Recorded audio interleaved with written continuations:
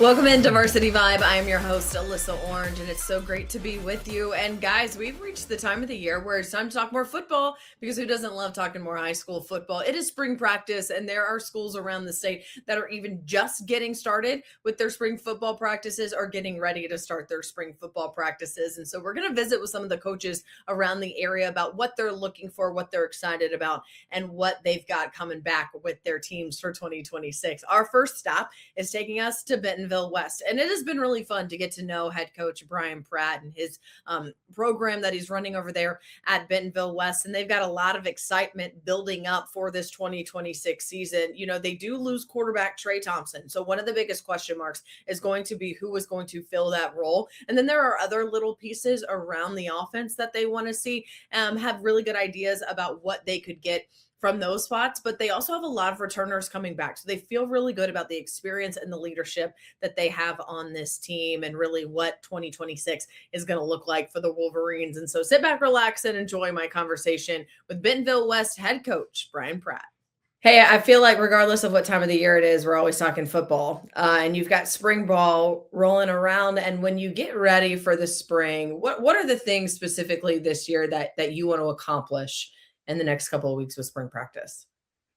Well, I think this year is probably different than several years. 2 years ago we started so many sophomores and freshmen, and then last year we were coming off a bad, not a great season for us, and so we had really something to prove during the off season. Um, but this year coming back, I mean, we got 17 return starters coming back. I mean, we've got a really good group of kids that have really led us through. And so right now, as we go into spring ball and it starts Monday for us, is just trying to find the missing pieces. Obviously we got to replace Trey Thompson. It's going to be really hard to do, and so we have some guys step up to the plate for that. And the outside receiver is another question mark for us. We have a lot of kids that we want to just improve the fundamentals that they have. And, you go into this and you want it to be competitive and get after it, but you also don't want to be so physical that you end up hurting somebody that you're going to actually have to play on the team with. So we want to make sure that we're smart in regards to that, but just got our kids to continue to play hard like they did last year. And man, we've had a great offseason, probably the best offseason we've had in 10 years. Ben Witcher is our strength and conditioning guy, and we've had a phenomenal spring. I think right now we're at 48 kids on our team that have power cleat 225 or more, which is a record for us for about 15 kids total. It's kind of a mark for us that we want our kids to try to get to, and it's pretty exciting to see all the kids that have excelled in that area. And so now it's just got to relate it to the field. So we've talked all off season about how every sprint or every rep represents a play, and now you get to go out on the field and do that. And so we want to develop some of our young guys, and we got a really good young group of kids coming through, and some very experienced seniors. And so we want to try to mentor those guys to continue what these guys have started. So I think the biggest question mark we have going in is obviously our quarterback, and not that they can't do it, but you're trying to replace probably one of the best quarterbacks we've ever had here. And it's just a phenomenal kid, and they know the bar is pretty high, and they've got to live up to it. So that's what we're trying to get out of spring practice. Mm-hmm. Well, you say the word replace, which, that's hard. I was going to say it is hard to replace a guy like Trey Thompson. Obviously, you just want to have the next guy up. And so where do you have that conversation with these guys who are competing for that spot, that you're not trying to be the next Trey Thompson? We just need to be who you are and play the way we know how to play. Right, and that's it. What they bring to the table, and I'm not going to lie, we have four guys that are very capable of leading our offense, and so they all get along really well. They all work really hard together and push each other. It's just going to be the thing where we have to make sure that we give reps for all of them, be able to find out which one steps up. And I've kind of been pretty blunt to them as whoever makes the plays and whoever runs our offense the way it needs to, they're going to be the guy. And they've got a great attitude, and they're getting better. And every day we go out there, and we got a pretty good group of guys around them. Got an offensive line with 4 of the 5 coming back, and a good a kid that moved back in that went to our junior high that's probably going to fall into one of those starting spots. And so we're just excited where we're at, and give our kids the opportunity to try to excel and get better every day. And just looking forward to trying to fine tune this and fill in the spots that we need people to step up at, and develop some depth. And pretty exciting time for us right now, going in with the most kids we've ever had. We got about 120 on the roster.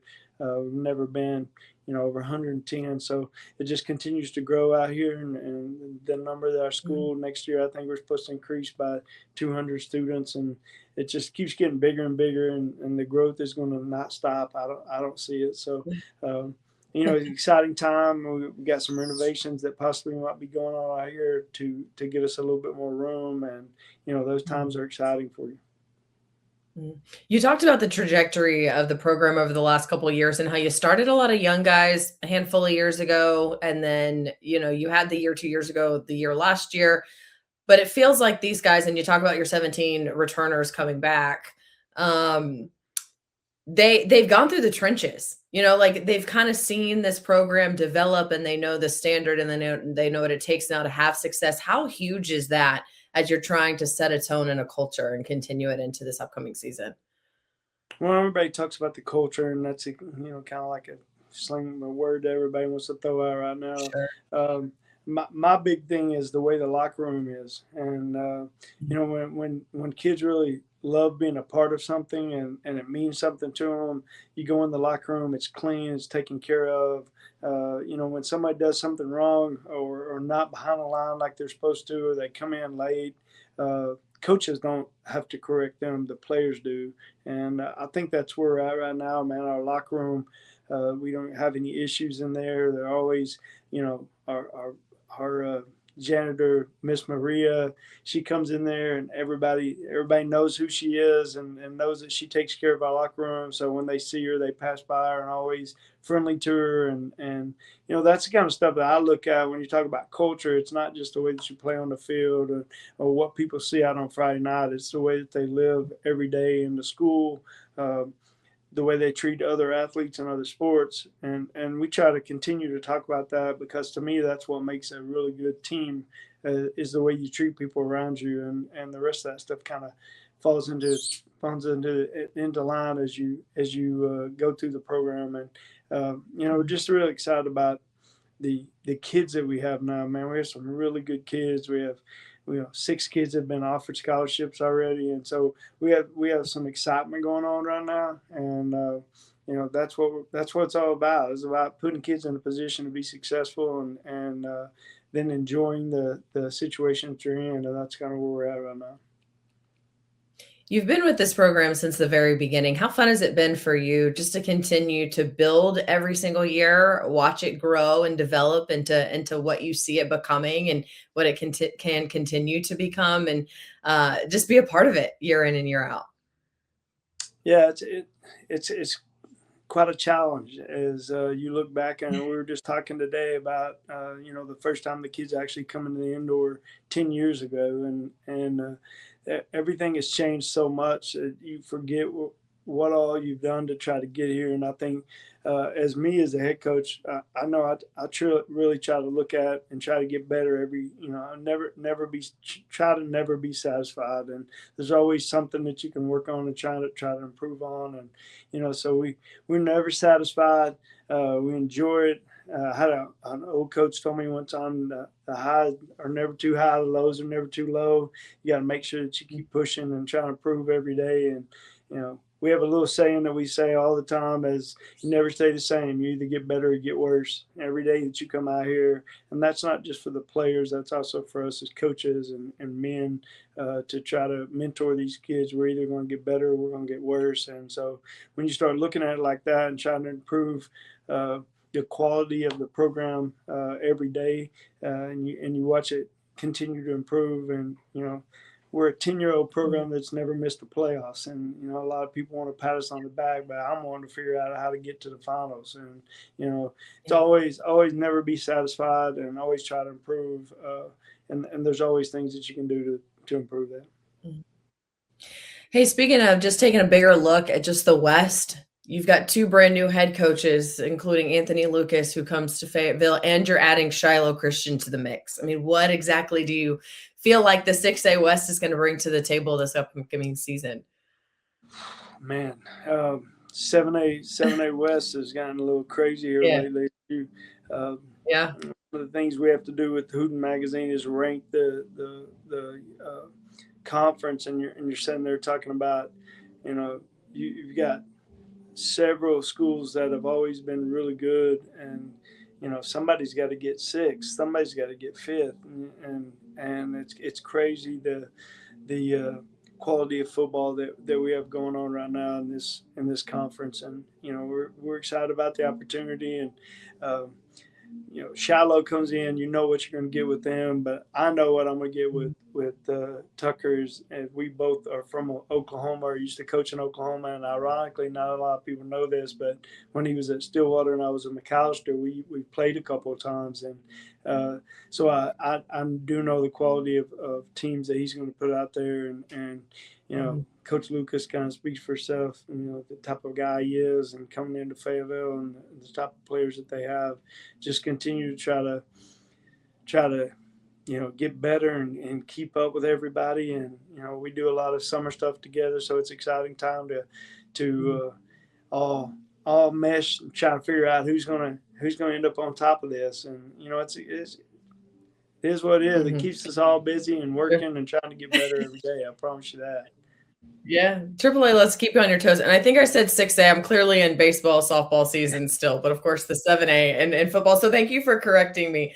But when you leave spring ball at the end of the spring, you want to have some boxes checked. You want to have some answers answered. But what's the biggest thing for these kids to take away heading into the summer, getting ready for fall camp when it's all said and done? I think the big key that we have is we got to be able to stop the run better than we've done the last couple of years, and I think the physicality of our team, and obviously the weight room, is going to help with that. And then obviously offensively, we got to be able to run the football. And when you got a guy like B.J. Warren back there and an offensive line that's coming back, you got to be able to put the ball in his hands and be able to get the yards that you need to move the chains. And so everybody knows we're going to be able to throw the ball around. We're going to be able to score points, but are we going to be able to run the football when we have to and be able to stop the run when we have to? So that's kind of emphasis going into spring for me as a head coach. I want to see us be physical, be smart about how physical we are in spring ball, but also be able to be physical and put ourselves in a situation to be successful by just moving the chains. And, we call it the chain crew, and we want to make sure that we're moving the chains and getting the first down. And so going into spring, obviously it's to find our quarterback, and then to find some outside receivers that can step up, and then obviously how physical we are at running the football and stopping the run. Well, maybe I'll try and sneak out some practices in the next few weeks, Coach, and take a look at you guys. Well, I'm sure we'll be there Monday, Wednesday, Friday, 4 to 6. If you'll let me sneak in. Sneak in. Come anytime you want.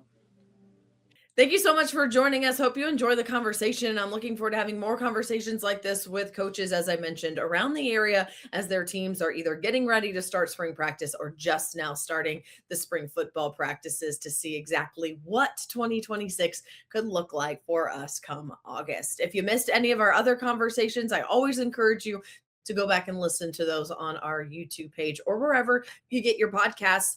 Also, while you're there, subscribe as well. And we know it's still baseball, softball, and soccer season, and we've got great content out there for you on our Instagram and Facebook, TikTok, Twitter, wherever you get your information from us. We've got photographers out there giving you all the action that you need. And so make sure to follow along there as well. And while you're at it, too, sign up for the newsletter at varsityvibearkansas.com. That comes to your inbox twice a week, and you can stay in the know with everything happening in high school athletics around the state. Once again, I am your host, Alyssa Orange. Thank you so much for joining us, and we'll see you next time.